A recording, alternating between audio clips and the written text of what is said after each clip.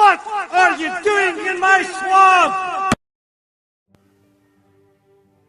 Hello everybody, this is Ogreboy, and I'm going to be doing my review for the new movie, In a Violent Nature. Now this is a slasher movie that I've been hearing a lot of buzz about for months and everything, and as soon as I heard of the premise, I thought it sounded amazing and everything. But so in this movie, we follow the enigmatic resurrection, rampage, and retribution of an undead monster in a remote wilderness unleashes an iconic new killer after a locket is removed from a collapsed fire tower that entombed its rotting corpse.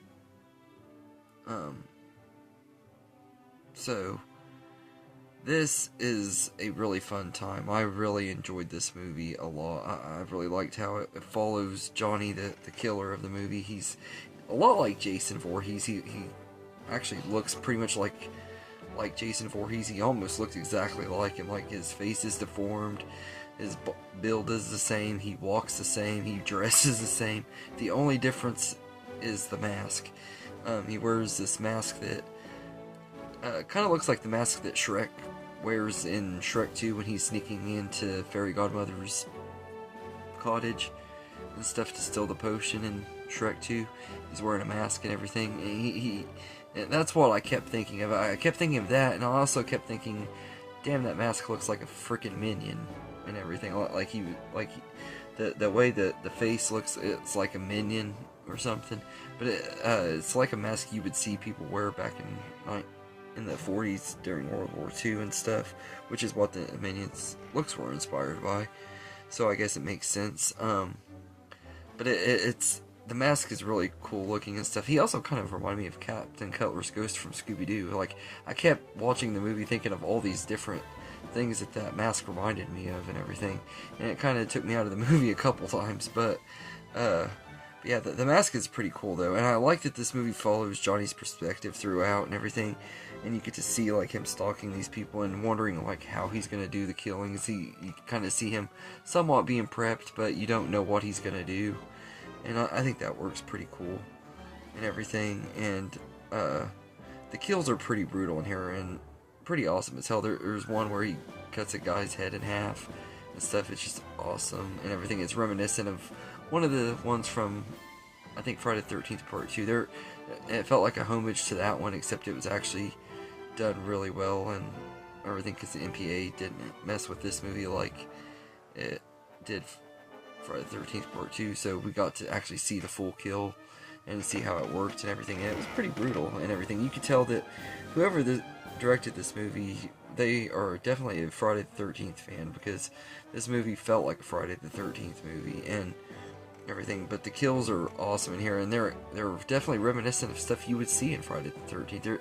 There's some pretty awesome moments in here, everything. And the yoga girl kill, if you've seen the movie, you know what I'm talking about. Everybody has been talking about this kill. It's a crazy kill that would give Art the Clown a run for his money. Like, if this does become a franchise and stuff, I could see this guy being the new Jason, like Art the Clown is to a lot of people the new Freddy and stuff. He's just awesome as heck and everything. And I think Johnny is a really awesome killer and everything. But I love that yoga girl kill. And there was another one that's inside the barn that is pretty freaking awesome too.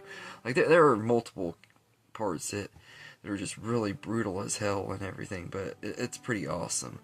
And I think Johnny, when I saw the trailers and stuff, I thought he was like a Dollar Tree Jason and stuff, but he stands on his own. He made a name for himself, and I would love to see more with this character and stuff and everything. They set it up where they could even make a couple of prequels, because the way this movie is set up and everything, they took a lot of lore that you could tell was inspired by Jason. That's probably why they did it the way they did, because if they started it off with the lore that they talk about in here, it would have been a direct Friday the 13th ripoff and everything. This one kind of feels more of a ripoff of Part 3 than any of them and everything, but not really though. There's a lot of things reminiscent of the first two movies as well, but you could tell that Chris Nash, who directed this movie, was really trying hard to make this feel like Friday the 13th movie, and I think he did a great job and everything. And I think that Johnny was a really, really cool villain and everything. I think he's a welcome addition to these new horror icons that we're getting nowadays. The practical effects are awesome too. I think they look really great, and I love that the cinematography in here is just so gorgeous to look at. Like, it's set in a forest throughout the whole movie and everything. And it just really brings out the tone of the movie really well. It has that isolation feel to it, and it's done really, really well, and I love that too.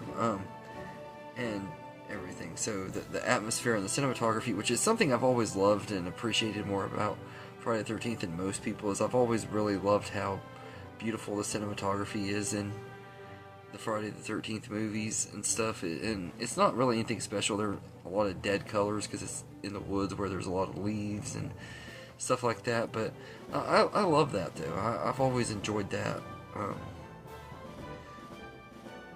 That setting and vibe and stuff that we get from Friday the 13th, and that's one of the things I love about those movies, and this movie does it really, really well. I always love it when they can capture the feeling of being like in a forest or in the woods really well, and this movie captures that really, really well and everything.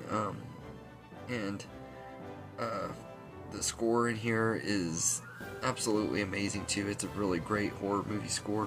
Fits the tone of the movie perfectly and helps build the atmosphere up really, really well. I love that too and everything. As far as negatives go, I'd say since the movie is from Johnny's perspective, it does kind of affect the story a little bit, because when he goes and kills these characters, you don't know anything about them. You don't care about the characters. They don't do anything to make you want to care about the characters and everything. So it is kind of just a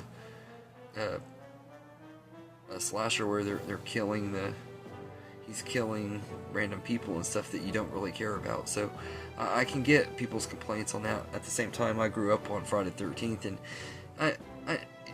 I'm gonna be honest, you never really care about the characters in Friday the 13th except for maybe Tommy Jarvis, and I did like Alice and the characters in the first Friday the 13th movie, and there were characters throughout that I thought were likable, but none of them had great development or anything like that. So this isn't anything new for these type of movies. So I went in there knowing what to expect and everything, and I had a blast with this, and I'd watched some videos about it, so I kind of knew what to expect on the characters not being super great and everything, and that it was pretty much from the villain's perspective. And I actually really enjoyed it though, and there's not a lot of dialogue in this movie either, because it's mostly just him walking around and the sound effects of him walking, and the sound effects of the forest, that you hear birds chirping and everything. It's just, or water running, whatever.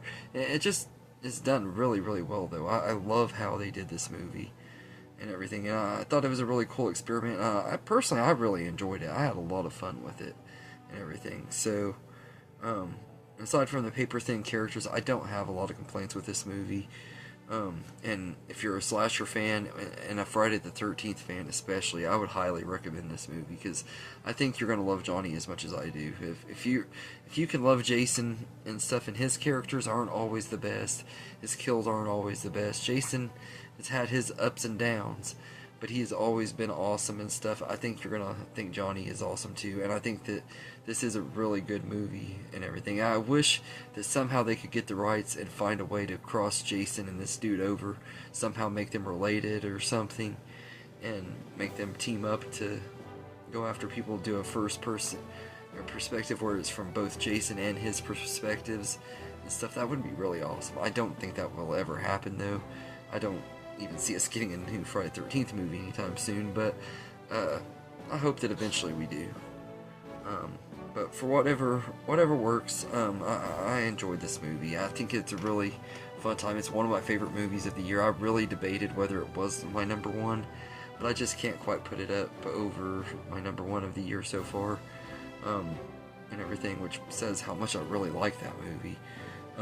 But this one is a very, very close second, and it is easily my favorite horror movie of 2024, and one of my favorite ones in recent years too. Like, probably this might be my favorite one that I've seen since. Probably go as far as say since Terrifier 2, probably.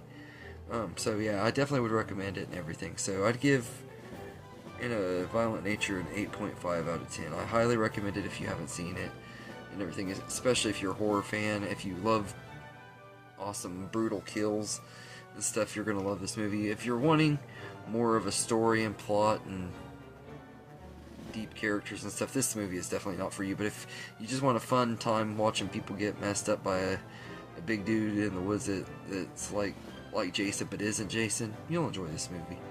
So anyway, let me know in the comments what you think of this movie, and I hope you enjoyed this video, and have a good day, everybody.